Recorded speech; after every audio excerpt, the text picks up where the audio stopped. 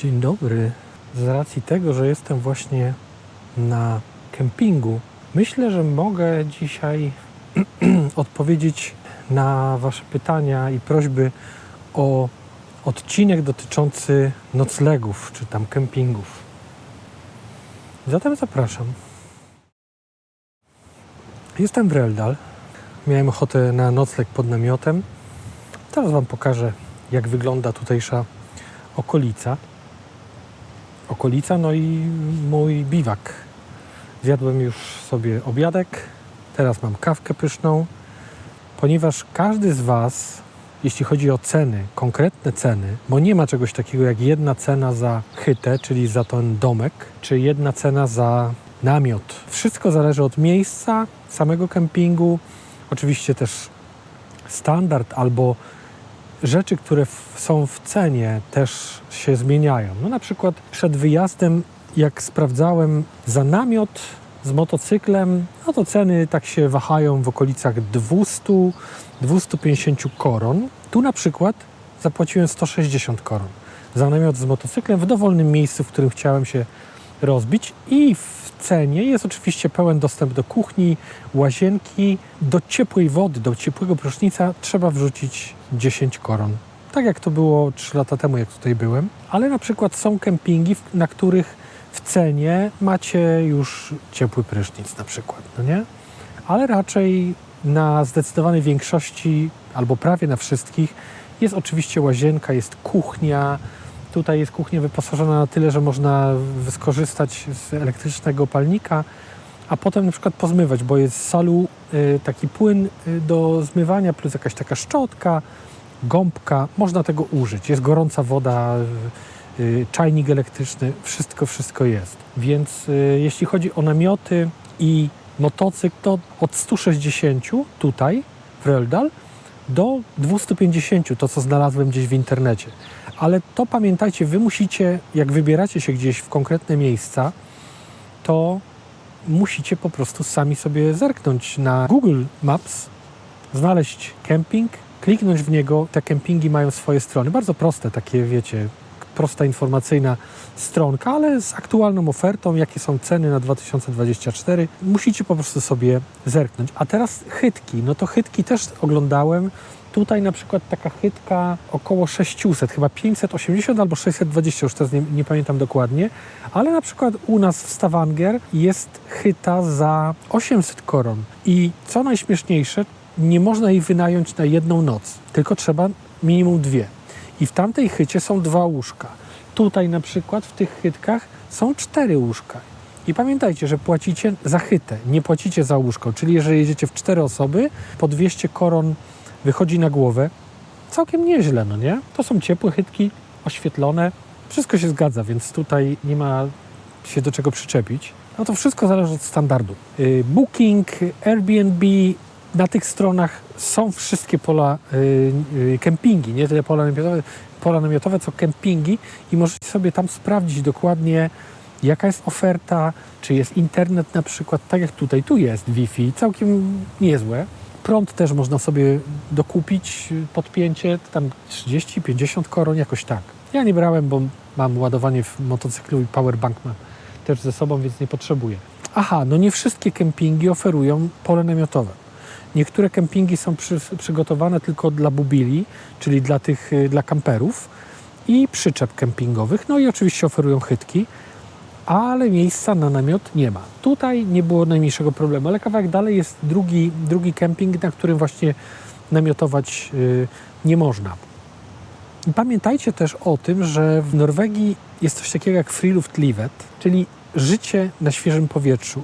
Norwegowie bardzo to szanują, to jest dla nich bardzo ważne, że mogą spędzać wolny czas na świeżym powietrzu, na rowerze, biegając, jeżdżąc na motorze, chodząc po górach. Dla nich to jest bardzo istotne, dlatego chyba nawet do konstytucji jest wpisane coś takiego jak allemansretten.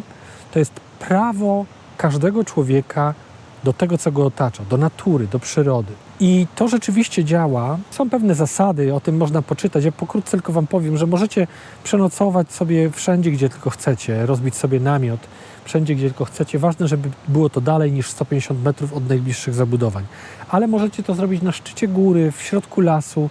Nie ma najmniejszego problemu. Więc jeżeli na przykład stwierdzicie, że chcecie iść po taniości, to skorzystajcie z takiej aplikacji iOverlander na komórce i tam są pozaznaczane punkty, gdzie ludzie na przykład nocowali, gdzie znaleźli fajne miejsce na rozbicie namiotu, płaskie.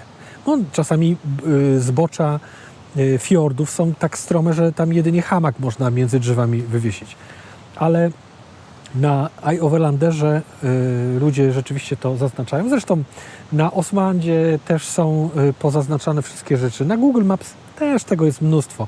Naprawdę, tu nie będzie problemu z przespaniem się. A nawet tak jak ja ostatnio, nie chciało mi się już dalej szukać, mimo tego, że kawałek dalej była plaża, znalazłem przystanek autobusowy, taki oszklony, zamknięty przystanek autobusowy i tam się przespałem. Nikt nawet nie zwrócił na mnie uwagi. Motocykl stał obok przystanku, graty do gotowania stały po prostu rozłożone obok motocykla. Wszystko zostało tak, jak jest. Ja nawet chyba nie odkręciłem GoPro 8 z kierownicy.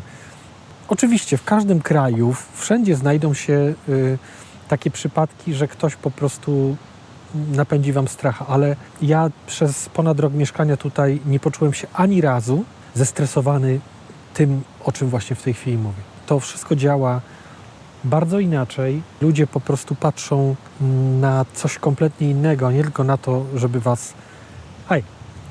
was okraść. Naprawdę. Możecie spokojnie przyjechać, rozbić się gdzie chcecie. Możecie zostawić. Ja też gdzieś poszedłem do łazienki, pozmywać. Wszystko zostało koło namiotu. Porozkładane. Naprawdę, to jest trochę inne miejsce. To jest trochę inny kraj niż jesteśmy przyzwyczajeni do Polski, czy na przykład jak się jedzie na Bałkany, że trochę jest strach, no nie? Może to też stereotypy jakieś, ale na pewno się zdarzają sytuacje stresujące. Mam nadzieję, że wam się nie przytrafią nigdy tutaj. Dobrze, nie będę więcej marudził. Zaraz wam pokażę moje obejście. I co, jeżeli będziecie mieli jakieś konkretne pytania jeszcze dotyczące kempingowania czy nocowania, to napiszcie w komentarzach, bo ja nie jestem w stanie w takim krótkim odcinku uogólnić wszystkiego, bo tu naprawdę jest tak dużo różnych czynników, tak dużo różnych zmiennych, że no, nie da się. Okej, to piję dalej kawkę, pokazuję wam obejście i czekam na wasze komentarze. I do zobaczenia następnym razem. Pa! A to jest moje obejście. Proszę bardzo, to jest namiocik. Suszą się garnki, w sensie patelnia, ekstra patelnia. Opowiem kiedyś o moich rzeczach do gotowania, które mam od niedawna. Tutaj sobie stoją buty, motocykl, proszę ja was tutaj.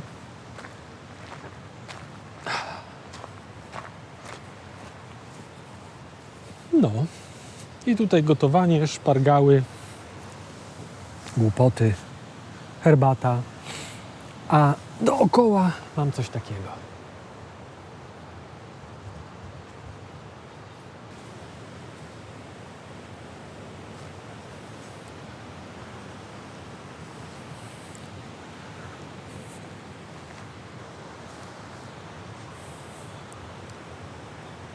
Trochę jakby ładnie, prawda?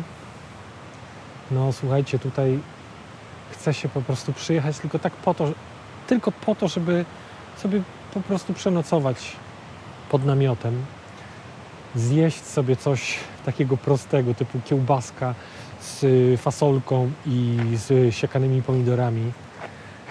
No jest pięknie, po prostu pięknie. Dziękuję bardzo, do widzenia. Aha, no i bardzo ważna rzecz. Jadąc do Norwegii, nie zapomnijcie o tym. Te dziwne maski nie muszą być tak dziwne.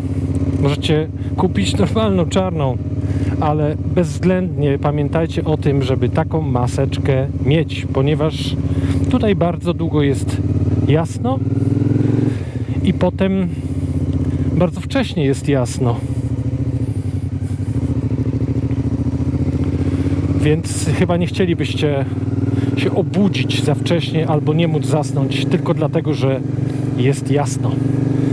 Więc polecam coś takiego. No i oczywiście jakieś stopery, ponieważ tak pięknie szumi rzeka, wodospady, że jak ktoś jest wrażliwy na takie szumy, no to może mieć problem z zaśnięciem również.